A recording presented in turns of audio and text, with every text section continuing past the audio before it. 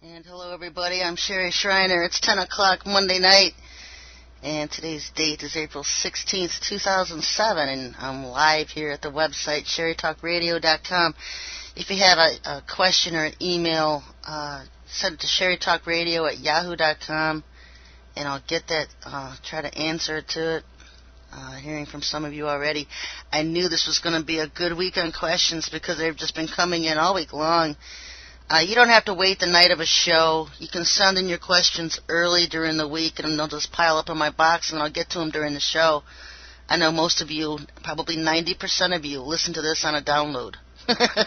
You listen to it tomorrow or the next day or the next day, because I read the stats on my website, and, it's just amazing how many downloads.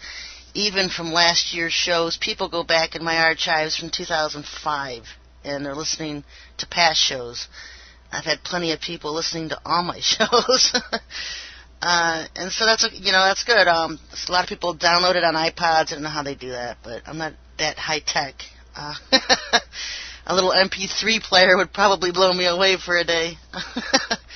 And so it's just been a good week the past week. The weather's been horrid. Since I went on my road trip and since I've been back, just has been a real, today was just incredibly windy. It was kind of cold. We were supposed to have snow yesterday.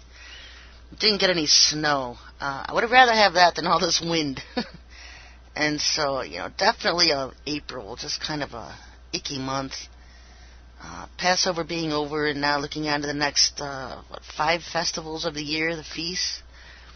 For some of you that needs a little bit more of a dummies kind of thing, you can go to my website at backtoyahweh.com.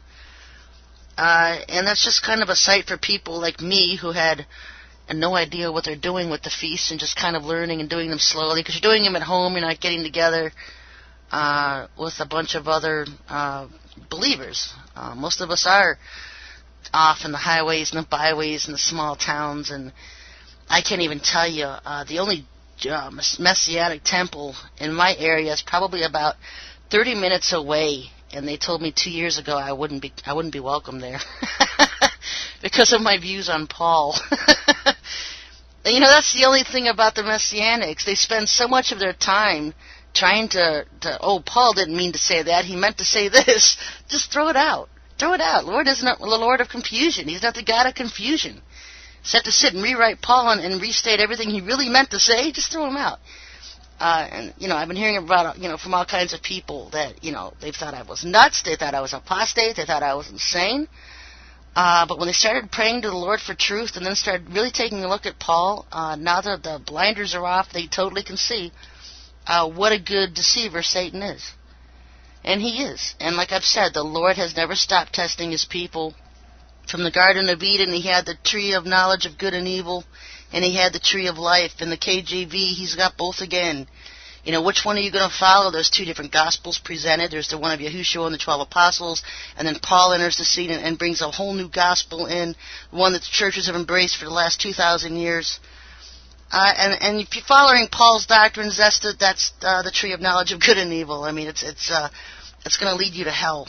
And so you really need to find the tree of life, the 2 teachings of Yahushua and the 12 apostles, not the 13th apostle. And so, so many websites this year, over the years, really.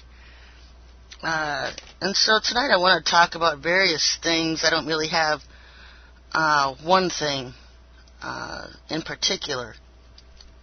I've been watching this Virginia Tech thing off and on today. And the only thing I can sit and think of, the only thing I thought of was what gun bill legislation do they have sitting in Congress that they had to plan this and do this to get it passed. Because, that's how they work. It's probably this kid who happened to just kill himself. So you'll never have the true story, probably just another Manchurian candidate.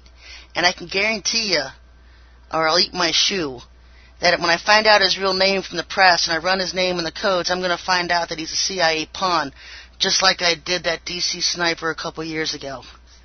And I'm not saying, I think I said something similar then, because these are all CIA operations. These are all, let's get a gun bill passed, let's get this bill passed, let's tighten our freedoms.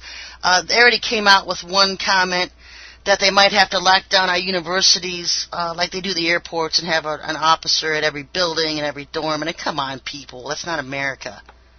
You know, as much as these Nazis in our government today, these closet Nazis, because exactly what they are, trying to put in a fascist police state and take away our freedoms. This is how they do it. They go after your kids. They go after the ones you love the most. You know, I had to, say a prayer to all the families out there who lost a loved one in today, World Trade Center and all this. These people are victims. They were murdered by our government. You know, there's a lone madman kid out there doing this because he's crazy or on Prozac or whatever reason they're going to come up with. I know I won't hear on the radio that the kid had a brain implant. He'd been brainwashed by the CIA and controlled to do this, because that will be more along the lines of the truth, and you're certainly not going to hear that from our media. I can remember a couple years ago, I have a best friend in Australia. I've been talking to this guy for years. Very few people that I really love and trust, and he's one of them. And he told me, he said, don't let America take your guns away. They took our guns away in Australia. Now the crime rate's going up and nobody feels safe. And if you look at the world statistics, England and Australia are the two most crime-ridden countries now. Their crime rates have just skyrocketed because of the gun control legislations that have gone through there and taken the guns away from the homeowners. And now the only ones that have them are the government and the criminals. Gun control legislation does not keep hands out of the guns of the criminals. It never has. It never will. The only thing that deters crime is ask Montana. Montana's got the lowest crime rate in the nation. Why is that? Because every homeowner has a gun. And so they don't need to be taking our guns away. They need to be putting people on the firing range and getting licensed to carry them. You know, I've seriously thought of that myself. Getting on a gun range and learning how to shoot a gun and getting a permit and all that. I've thought about it. Not that I'm scared for my life, and I think that's one of the reasons that's held me back, because I might be a stumbling block to somebody else. Personally, because I like guns. I don't know a thing about them. I have shot one or two here and there. But I think as a woman, I would feel much safer just out and about with a gun. But I also feel much safer just knowing the Lord's with me. And so that's why I don't carry a gun. And, I know the Lord's with me. He's protected me from several assassination attempts. He protects me from those who would seek to do me harm. And so I don't need a gun. But you know what?